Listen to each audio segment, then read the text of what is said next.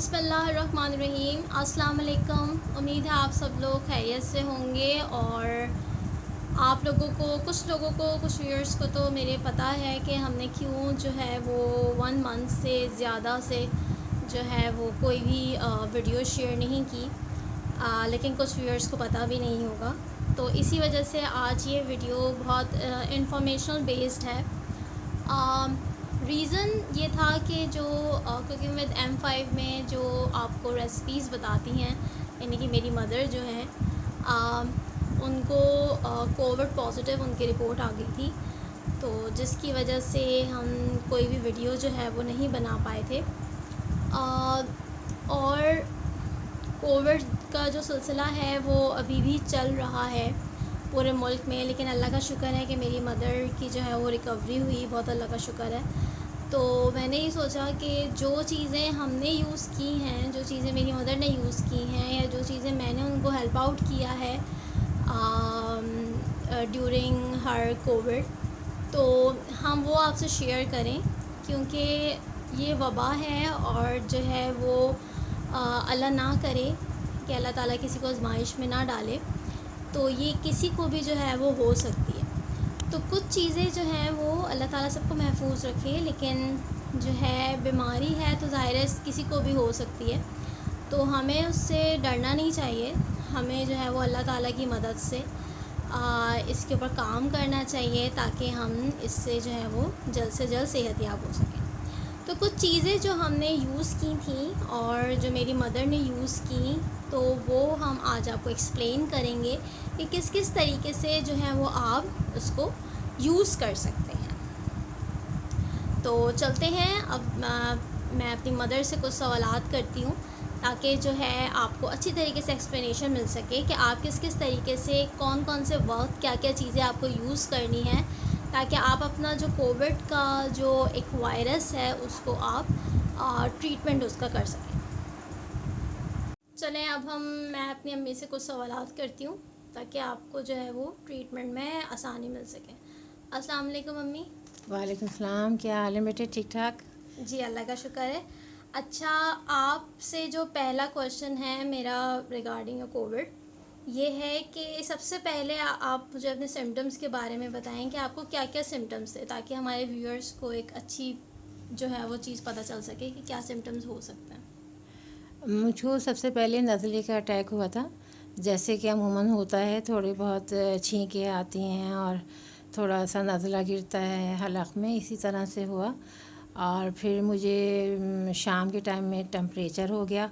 इस तरह से मैंने घर में 2 दिन तो निकाल दिए और मैंने पैनाडोल ले ली, और बस नज़ले के लिए मैंने ये किया कि अदरक की चाय वगैरह मैंने बनाकर पी ली थी, लेकिन बुखार जो है वो उतर नहीं रहा था। जब तीसरा दिन हो गया तो फिर मेरे शौहर ने कहा कि डॉक्टर पे चलो, तो मैं चाह रही थी कि ना जाऊँ, घर में ही ठीक हो जाएगा। लेकिन मैं आप लोगों से ये कहना चाहूँगी कि आजकल अगर 2 दिन बुखार हो, चाहे कम ही हो, 100 हो या 101 हो, तो आपको डॉक्टर से रुजू करना चाहिए। 2 दिन के बाद यकीनन करना चाहिए। तो मैं तीसरे या शायद चौथे दिन मैं डॉक्टर पे गई हूँ, तो उस दिन भी मुझे 102 टेम्परेचर था। तो फिर वहाँ गई हूँ, तो फिर उन्होंने मेरा इलाज शुरू किया। अच्छा, मेरा जो दूसरा क्वेश्चन है वो ये है कि आपको कब पता चला कि आपका जो कोविड है वो पॉजिटिव है? मेरा तकरीबन 1 हफ़्ते के बाद मुझे पता चला, क्योंकि मेरा बुखार उतर नहीं रहा था, थोड़ा कम और ज़्यादा हो रहा था, और फिर मुझे थोड़ी खांसी भी शुरू हो गई थी। तो फिर डॉक्टर साहब ने मुझे लंग्स का एक्सरे लिख के दिया, तो फिर वो एक्सरे कराया तो फिर वो सही नहीं आया। तो फिर ये है कि उन्होंने कहा कि कोविड का आप टेस्ट भी करा लें, तो फिर हमने कोविड का टेस्ट कराया तो फिर वो पॉजिटिव निकला। अच्छा, मेरा जो तीसरा क्वेश्चन है वो ये है कि जब आपकी रिपोर्ट आ गई कोविड पॉजिटिव की, तो आपका क्या रिएक्शन था? मतलब परेशानी थी या क्या था? जब मेरी कोविड की रिपोर्ट आई तो अव्वल तो ये है कि मैं ये सोच रही थी कि मुझको नहीं होगा, क्योंकि मुझे बहुत ज़्यादा सिम्टम्स नहीं थे। जैसे कि जिस्म में बहुत ज़्यादा दर्द होता है, और स्मेल वगैरह चली जाती है, टेस्ट चला जाता है। तो ऐसा कुछ नहीं था, लेकिन ये है कि मेरा पॉजिटिव आ गई रिपोर्ट।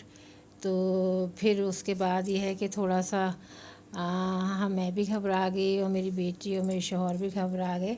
लेकिन फिर हमने यही तय किया कि हम डॉक्टर से ही ट्रीटमेंट कराएंगे, जो वो कहेंगे हम वही करेंगे। अच्छा, जो सबसे ज़्यादा मोस्ट इम्पॉर्टेंट क्वेश्चन है वो ये है कि कौन कौन सी मेडिसिन्स, जो डॉक्टर ने ट्रीटमेंट की थी वो तो ज़ाहिर है एक अलग बात है, और हमारी जो है वो आपको एडवाइस भी यही है कि अगर आप कोविड पॉजिटिव हो जाएं तो आप डॉक्टर से रुजू करें पहले। लेकिन कुछ मेडिसिन ऐसी हैं जो कि आप ख़ुद से भी इस्तेमाल कर सकते हैं, तो उसके बारे में जानते हैं अम्मी से कि वो कौन कौन सी मेडिसिन थी। जी अम्मी, कौन कौन सी मेडिसिन थी? डॉक्टर के मेडिसिन के अलावा जो वो देते थे वो तो मैं टाइम पर अपने लेती थी, लेकिन उसके अलावा जैसे कि ये कैल्शियम है, तो ये मैं कैल्शियम ले लेती हूँ क्योंकि मुझे शुगर है, ये मैं शुगर फ्री यूज़ करती हूँ।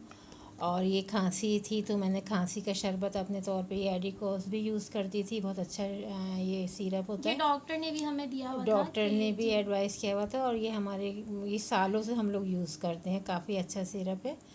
और जैसे बलगम जम जाता है सीने पे और ठंड हो जाती है बच्चों वगैरह को, तो ये उसके लिए भी बहुत अच्छा होता है। और फिर मैं सर्बेक्सेड का यूज़ करती थी, दिन में एक बार ये भी खाती थी। और अगर मैं विटामिन सी का भी मैंने सप्लीमेंट लिए थे। और फिर उसके अलावा मैं ये करती थी कि मैं ड्राई फ्रूट खाती थी, क्योंकि मुझे खांसी थी और मुझे ऐसा लगता था कि डॉक्टर ने तो मुझे कहा कि आप फ्रूट वगैरह खाएं, लेकिन मैंने वो नहीं खाए, मैंने ड्राई फ्रूट खाया क्योंकि ये था कि खांसी थी मुझे।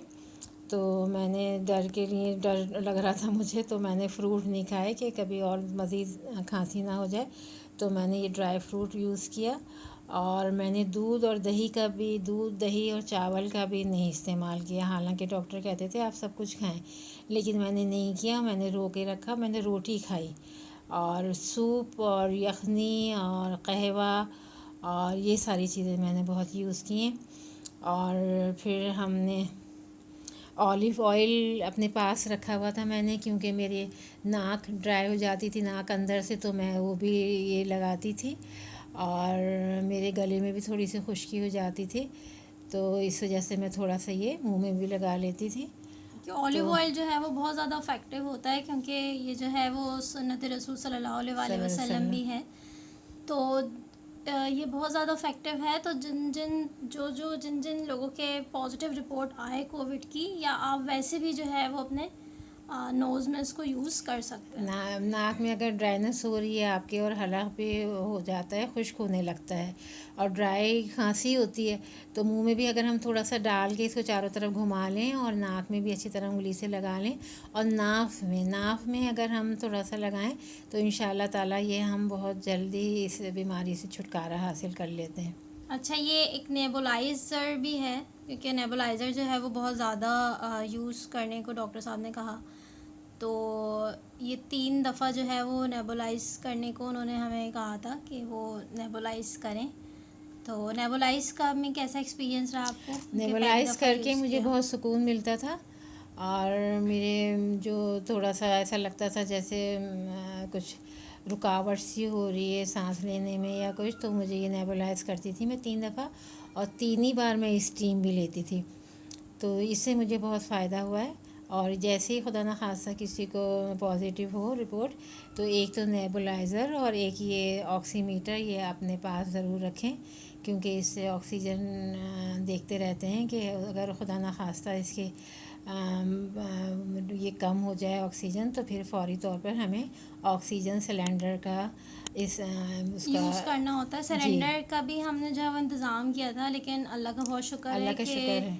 अम्मी की ऑक्सीमीटर पे जो मेजरमेंट आई है वो इतनी नहीं थी कि हम जो है उसको यूज़ करते। अच्छा, ये तो सारी जो है वो एलोपैथिक की डॉक्टर की बात हो गई कि कौन कौन सी मेडिसिन्स थी, कौन कौन से जो थे वो कौन कौन सी एहतियात थी जो हमने की है। लेकिन मोस्ट इम्पॉर्टेंट जो चीज़ थी वो एक रूहानी इलाज जो हमने किया था, और उसके बारे में जो है वो अम्मी आपको तफसील से बताएंगी कि वो कौन सा, वो क्या चीज़ थी जो अम्मी ने जो है वो डेली की है। जी। मैं अल्लाह का शुक्र है अल्हम्दुलिल्लाह कि मैं जब से मैंने होश संभाला है तो मैं रोज़े और नमाज की पाबंद हूँ और मैं अपने बच्चों को भी ये गाइड करती हूँ। और अभी भी मैंने इस बीमारी में भी नमाज की पाबंदी की है। अल्लाह का शुक्र है कि मेरी नमाज क़ज़ा नहीं होती। वो अलग बात है कि कभी मेरी आँख लग जाए तो कभी ऐसा हो जाता है, नहीं तो कोशिश यही होती है कि मैं नमाज़ वक्त पे पढूँ। और मैं जब भी दिन में 2 बार या 3 बार जैसे ही मुझे मौका होता था तो मैं सूरह रहमान सुनती थी। क़ारी अब्दुल बासित अब्दुल अब्दुल बारी, कारी अब अब्दुल बासित अब्दुल बारी की जी जो जी, सूरह रहमान है तो वो आप सुने। वो मैं सुनती थी। उससे जी। मुझे बहुत एक क़ल्बी सुकून महसूस होता था। और फिर मैं सूरह तग़ाबुन भी पढ़ती थी और जितना भी मैं सिपारा पढ़ना चाहती थी वो भी मैं पढ़ती थी जितनी हिम्मत होती थी। तो इस तरह से मैं अपना टाइम गुजारती थी। थोड़ा टीवी भी देखती थी, न्यूज़ भी देखती थी। तो इस तरह से बस अल्लाह का बहुत करम हुआ, बहुत शुक्र हुआ कि मैं जल्द ही इस बीमारी से सेहतयाब हो गई हूँ। और अल्लाह का बहुत शुक्र है कि मेरा बहुत डीप में नहीं गया। अल्लाह का बहुत करम है कि मुझे ऑक्सीजन सिलेंडर की ज़रूरत नहीं पड़ी। और अल्लाह का करम है कि मैं बहुत ठीक महसूस कर रही हूँ। अच्छा, ये तो कुछ एहतियात थी और कुछ ट्रीटमेंट के कुछ पॉइंट्स थे जो कि हमने आपके साथ जो है वो शेयर किए हैं। अच्छा, इसके अंदर जो है वो जो अम्मी कहवा यूज़ करती थी, एक सूप होता था जो आपकी इम्यूनिटी सिस्टम को बूस्ट करता है। और जो है वो स्टीम भी, ज़ाहिर है आप सिर्फ गर्म पानी करके स्टीम नहीं ले सकते, उसमें भी कुछ चीज़ें जो ऐड होती हैं। तो वो भी हम अब अपने चैनल पे इसको ऐड करेंगे ताकि ज़्यादा से ज़्यादा लोग जो हैं इससे फैज़याब हो सकें मुस्तफ़ीद हो सके। और जो है वो एडवांटेजेस का ले सकें। तो बताइएगा कमेंट में कि आपको ये वीडियो कैसी लगी, और जो है वो ज़्यादा से ज़्यादा इस वीडियो को शेयर करें ताकि जो है ये मैसेज सब तक जो है वो पहुंच सके और ज़्यादा से ज़्यादा लोग जो हैं वो घबराएं नहीं अगर उनका कोविड पॉजिटिव हो गया है, और वो अच्छी तरीके से इसको ट्रीटमेंट इसका सही से कर सकें। तो चैनल को जो है वो सब्सक्राइब कर दीजिएगा और लाइक भी कर दीजिएगा अगर आपको वीडियो पसंद आए। और वीडियो में जो है वो नेक्स्ट वीडियो हमारी कहवे से रिलेटेड और इंशाल्लाह सूप से रिलेटेड होगी। तो अब तक के लिए अल्लाह हाफ़िज़। तो अपना बहुत ख्याल रखिएगा। अल्लाह हाफ़िज़। अल्लाह हाफिज़।